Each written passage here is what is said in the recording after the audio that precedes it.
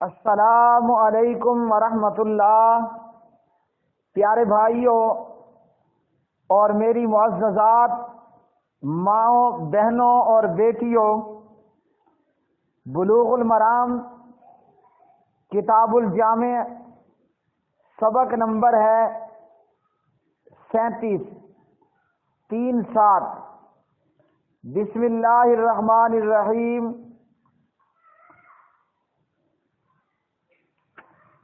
عن معاذ بن جبل رضی اللہ تعالی عنہ قال قال رسول اللہ صلی اللہ علیہ وسلم من عیر اخاہ بذنب لم یمت حتی یعملہ۔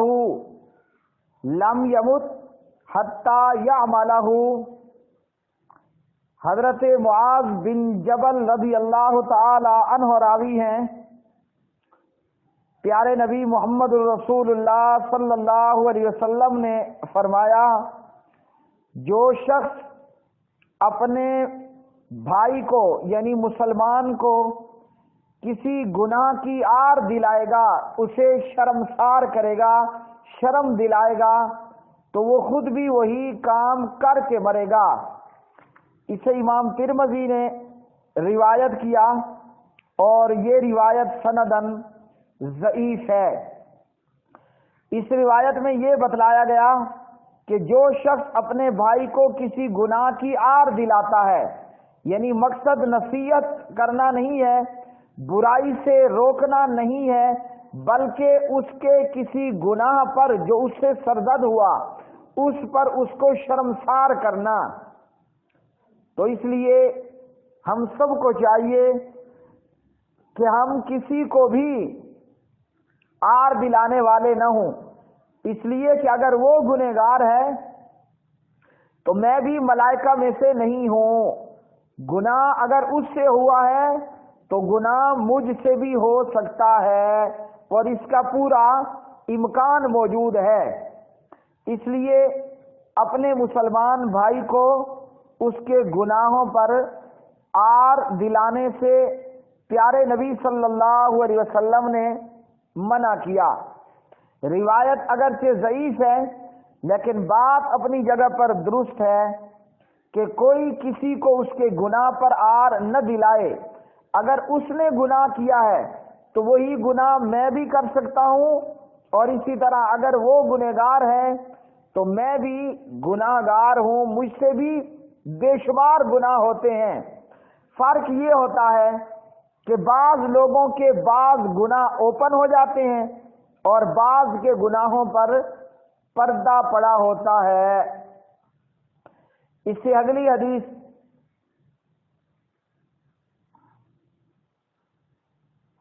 عن بعض ابن حکیم عن ابیہ عن جدہ رضی اللہ تعالی عنہ قال قال رسول اللہ صلی اللہ علیہ وسلم ویل للذی یحدث فیکذب لیضحک بہ القوم ویل لہ ثم ویل لہ۔ اخرجہ ابو داود وغیرہ۔ بعض بن حکیم اپنے باپ سے اور انہوں نے اپنے دادا سے روایت کی، نبی صلی اللہ علیہ وسلم نے فرمایا، ہلاکت ہے اس شخص کے لیے جو جھوٹی باتیں سنا کر لوگوں کو ہنساتا ہے۔ اس پر ہلاکت ہے، پھر اس پر ہلاکت ہے۔ پیارے نبی صلی اللہ علیہ وسلم نے اس حدیث میں جھوٹی باتیں سنا کر لوگوں کو جو لوگ ہنساتے ہیں اس شخص کے لیے یہ وعید بیان کی کہ اس کے لیے ویل ہے۔ ویل کیا ہے؟ ویل جہنم کی وادیوں میں سے ایک وادی کا نام ہے۔ تو جو لوگ لوگوں کو جھوٹ بول بول کر ہنسانے والا ہو اس کے لیے ویل ہے، یعنی ایسے شخص کو اپنے اس عمل کی بدولت جہنم میں جانا پڑ جائے گا، اور ایسا شخص قابل سزا ہے۔ جھوٹی باتیں سنا کر لوگوں کو ہنسانا کیا ہے؟ وہ جو لوگ فرضی لطیفے بناتے ہیں اور پھر جھوٹے لطیفے بنا کر لوگوں کو ہنساتے ہیں، جیسے مثال کے طور پر ملا نصیر الدین کے لطیفے اور اسی طرح شیخ قلی کے لطیفے اور اس کے علاوہ جو بھی ہیں، تو اخباروں میں، رسائل میں اور اسی طرح مختلف جگہوں پر یا بیٹھک میں، بیٹھنے کی جگہ میں، دوستوں کی محفلوں میں لوگ ایک دوسرے کو جھوٹی باتیں لطیفے سنا سنا کر ہنسا رہے ہوتے ہیں۔ تو نبی صلی اللہ علیہ وسلم نے فرمایا کہ ایسے لوگوں کے لیے، ایسے بندے کے لیے ہلاکت ہے، یعنی اس کے لیے جہنم ہے اور اس کو جہنم کی سزا بھگتنا ہوگی۔ جھوٹ بولنا تو قرآن و سنت میں اس کے تعلق سے یہی بیان ہوا کہ جھوٹ بولنا ہر حال میں گناہ ہے اور کبیرہ گناہ ہے اور جھوٹ بولنا حرام ہے، جیسے اگلے باب میں اس تعلق سے پیارے نبی صلی اللہ علیہ وسلم کے مزید فرامین، آپ کی مزید احادیث آ رہی ہیں۔ جھوٹ بولنا حرام اور کبیرہ گناہ ہے، مگر اس حدیث سے یہ معلوم ہوا کہ کوئی بندہ جھوٹ بولتا ہے اور اس کا مقصد لوگوں کو ہنسانا ہے اور لوگوں کو دلچسپی اور دل لگی کے سامان مہیا کرنا ہے، تو پیارے نبی صلی اللہ علیہ وسلم نے اس حدیث میں ہمیں یہ بات بتلائی کہ جو لطیفے سنائے، جو اس قسم کے مسخرے پن کرے اور لوگوں کو ہنسائے، تو ایسے بندے کے لیے جہنم ہے۔ اور ویسے قرآن مجید فرقان حمید نے ہمیں یہ حکم دیا ہے، اعوذ باللہ من الشیطان الرجیم، فَلْيَضْحَكُوا قَلِيلًا وَلْيَبْكُوا كَثِيرًا، تمہیں چاہیے تھوڑا ہنسو اور زیادہ رو، تھوڑا ہنسو اور زیادہ رو، کیوں کہ جو اللہ کے عذاب قبر میں ہیں اور قیامت کے دن کی جو پریشانیاں ہیں، پل صراط پر سے گزرنے کی جو پریشانی ہے اور جہنم میں گر جانے کی جو پریشانیاں ہیں، تو اس بنا پر اللہ کے عذاب کو دیکھتے ہوئے تمہیں چاہیے کہ تم زیادہ اللہ کا ڈر، اللہ کا خوف کرتے ہوئے زیادہ تر تم رو، اللہ کے خوف سے، اللہ کے ڈر سے، اللہ کی پکڑ سے تمہاری آنکھوں سے آنسو نکلیں، اور بہت کم ہنسو۔ لیکن لطیفے سنانے والا، مسخری حرکتیں کرنے والا خود بھی ہنستا ہے اور لوگوں کو بھی ہنساتا ہے۔ ایک ہوتا ہے مسکرانا اور مسکراہٹ اور تبسم، اور ایک ہے کہہ کے مار مار کر ہنسنا، تو یہ شریعت کی تعلیمات کے خلاف ہے۔ اور پھر جو لوگ اس قسم کی باتیں لوگوں میں بیان کریں جو جھوٹ پر مبنی ہوں، اور مقصد ان کا کیا ہوتا ہے کہ ہم اپنی اس مسخری باتوں سے لوگوں کو زیادہ سے زیادہ ہنسائیں، لہذا اس حدیث سے ہمیں یہ سبق ملا کہ ہم جھوٹ موٹ میں اور مسخرے پن اور مسخری حرکتیں کر کر کے لوگوں کو ہنسائے نہیں، بلکہ جھوٹ سے گریز کریں اور وہ کہیں جو سچ ہو اور حقیقت پر مبنی ہو۔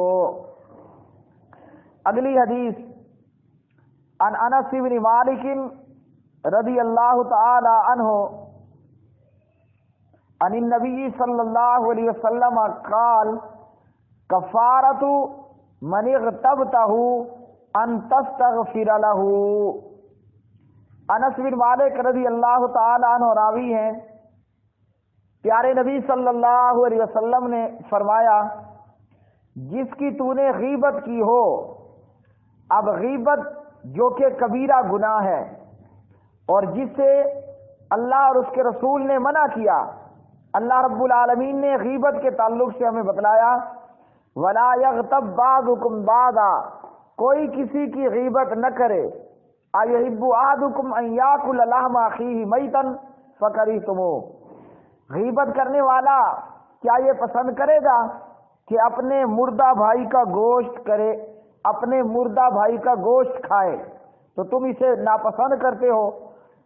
اسی طرح معلوم ہوا کہ غیبت کرنا کبیرہ گناہ ہے، اور اس کے تعلق سے ہم پیچھے بھی احادیث بیان کر چکے ہیں۔ پیٹھ پیچھے کسی کی برائیاں بیان کرنا، لوگوں میں عام کرنا، یہ اس کی غیبت ہے، اور اگر فی الواقع اس کے اندر یہ چیز موجود نہیں تو پھر یہ اس کے اوپر بہتان بازی ہے۔ بہتان بازی ہو یا غیبت ہو، دونوں اپنی جگہوں پر گناہ کبیرہ ہیں۔ یہاں اس روایت میں روایت سندن ضعیف ہے، جبکہ بات اپنی جگہ پر درست ہے کہ غیبت کا کفارہ یہ ہے کہ جس کی غیبت کی ہے اس کے لیے اللہ سے مغفرت طلب کرو، اللہ سے دعا کرو کہ اللہ رب العالمین اس کو بخش دے، اللہ اس کے گناہ ختم کر دے۔ اور اسی طرح گناہوں سے توبہ کی شرائط میں یہ بھی ہے کہ جب گناہ کا تعلق حقوق العباد سے ہو تو بندہ ان لوگوں سے باقاعدہ معافی بھی مانگے جن کے ساتھ کسی قسم کی وہ زیادتی کر چکا ہے۔ اس روایت میں بتلایا گیا جس کی غیبت کی اب اس کے لیے مغفرت طلب کرو، اللہ سے اس کے لیے بخشش کا سوال کرو۔ اگلی حدیث عن عائشہ رضی اللہ تعالی عنہا قالت قال رسول اللہ صلی اللہ علیہ وسلم ابغض الرجال الی اللہ ابغض الرجال الی اللہ الد الخصام۔ پیارے نبی صلی اللہ علیہ وسلم فرماتے ہیں اللہ کے نزدیک بندوں میں سب سے زیادہ مبغوض وہ ہیں جو سب سے زیادہ جھگڑالو ہیں۔ اسے امام مسلم نے روایت کیا ہے۔ تو جو بندہ بات بات پر لوگوں سے جھگڑے کرنے والا ہو، اللہ کے نزدیک ایسا بندہ، ایسے لوگ زیادہ مبغوض ہیں، یعنی ناپسندیدہ ہیں، اور اللہ کا ان پر غصہ ہوتا ہے۔ لڑنے جھگڑنے میں شدت اور حد سے تجاوز کرنا، لڑائی جھگڑے میں شدت اختیار کرنا اور حد سے تجاوز کرنا، یہ شریف لوگوں کا کام نہیں ہے۔ حد سے زیادہ جھگڑے کرنے والے، بات بات پر بازو چڑھا لینے والے، لڑائی جھگڑے کا ماحول بنا دینے والے، ایسے لوگ اللہ کے نزدیک ناپسندیدہ لوگ ہیں۔ اور اسی طرح شدت اور حد سے تجاوز کرنا، یہ دونوں چیزیں حرام ہیں۔ ہاں، اپنے حقوق کے حصول کے لیے جائز حد تک جھگڑا کیا جا سکتا ہے، لیکن وہ بھی جائز حد تک، حدود کو پامال نہیں کرنا، اپنا حق وصول ضرور کرنا ہے، لیکن لڑائی مار دھڑائی ہرگز نہیں کرنا۔ لڑائی جھگڑے میں کیا ہوتا ہے پیارے بھائیوں، ہم نے اپنے معاشرے میں دیکھا، دو کزن ہیں، اسی طرح دو ہم اپنے آپ میں چچا زاد بھائی ہیں، دونوں کا جائیداد پر، زمین پر جھگڑا ہے۔ ایک کہتا ہے میرا اتنا حصہ، دوسرا کہہ رہا ہے میرا اتنا حصہ۔ اب دونوں نے لڑائی جھگڑا کیا، ایک قتل ہو گیا اور دوسرا مقتول، ایک قاتل ہوا دوسرا مقتول ہوا۔ اب ایک کو جیل کی ہوا کھانی پڑ گئی اور دوسرا قبر میں پہنچ گیا۔ تو اپنا حق وصول ضرور کرنا ہے، مگر لڑائی جھگڑے کو اختیار نہیں کرنا، بھلے ہی وہ مخالف فریق حق لے جائے مگر لڑائی جھگڑے تک نہیں جانا۔ نبی صلی اللہ علیہ وسلم نے فرمایا اللہ کے نزدیک بندوں میں سے سب سے زیادہ مبغوض جو سب سے زیادہ جھگڑالو ہوں، جھگڑے کرنے والے ہوں۔ ہمارے معاشرے میں ہم نے دیکھا بعض لوگوں کی یہ عادت سی ہوتی ہے کہ بات بات پر بازو چڑھا لینا اور جھگڑا کرنا شروع کر دینا، چاہے وہ عورتوں میں سے ہوں یا مردوں میں سے ہوں۔ اور قرآن مجید فرقان حمید میں اللہ رب العالمین نے الد الخصم کے متعلق فرمایا، یہاں اس روایت میں الفاظ ہیں ابغض الرجال الی اللہ الد الخصم، اللہ کے نزدیک سب سے زیادہ مبغوض بندہ وہ ہے جو الد الخصم ہے، زیادہ جھگڑالو۔ اور قرآن مجید میں ہے وَمِنَ النَّاسِ مَن يُعْجِبُكَ قَوْلُهُ فِي الْحَيَاةِ الدُّنْيَا وَيُشْهِدُ اللَّهَ عَلَى مَا فِي قَلْبِهِ وَهُوَ أَلَدُّ الْخِصَامِ۔ لوگوں میں سے کوئی تو ایسا ہے کہ آپ کو اس کی بات دنیا کی زندگی میں بہت بھلی لگتی ہے، اور جو کچھ اس کے دل میں ہے اس پر وہ اللہ کو گواہ ٹھہراتا ہے، حالانکہ وہ سخت جھگڑالو ہے۔